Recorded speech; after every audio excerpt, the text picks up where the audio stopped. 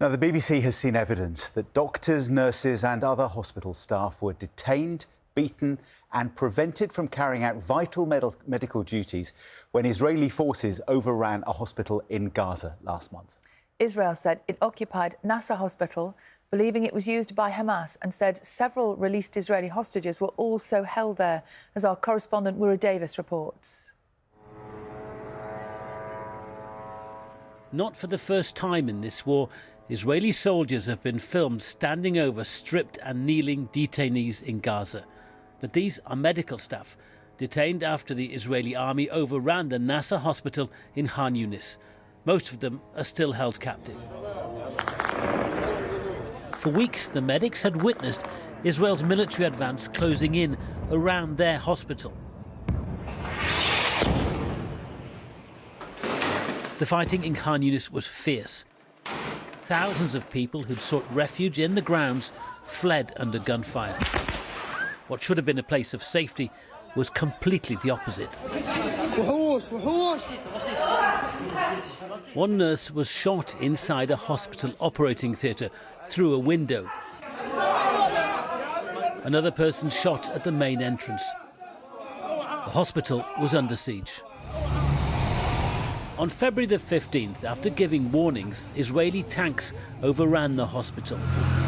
There were chaotic scenes as troops took control.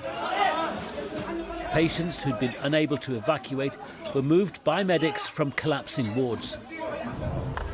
Israel says it found Hamas weapons, also medication, which they say supports accounts from Israeli hostages that they were held there. In the IDF's own footage, you can see that hospital patients had their hands zip-tied, detained outside in their beds and wheelchairs. This was when troops also detained the medical personnel, more than 50 of them, forced to leave their posts and remove their surgical clothing. Israel says it did so in case there were concealed weapons, and that among the 200 arrested at Nasser were terrorists posing as medics. Dr. Amira Assouli had remained at Nasser throughout the siege, before the Israeli incursion, risking her own neck to save lives as people were shot inside the grounds. She later witnessed what happened to her fellow doctors.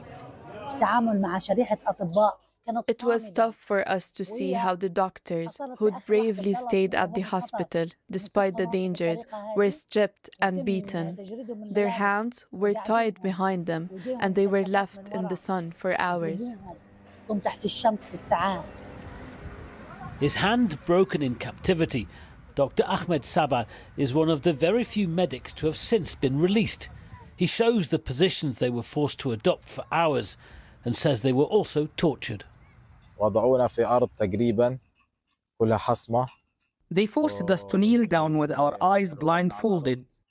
There was a pit in the ground, and we thought they would execute us and bury us there. We said our prayers, but they were just intimidating us. Israel says any abuse of detainees is against IDF orders and is strictly prohibited. But crucially, according to the hospital manager who dealt with the Israelis during the raid, the detention of so many of his staff left his hospital woefully short of doctors. 8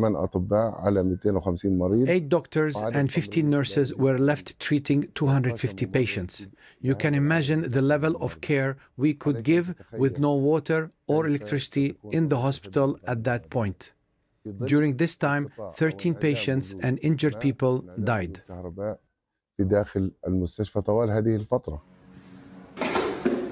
The Israeli army says it operated within Nasser in a precise and focused manner and says it provided equipment enabling it to function and treat patients. But with the war continuing and at least 46 medics still detained or missing, the hospital has been closed for weeks. Wura Davis, BBC News.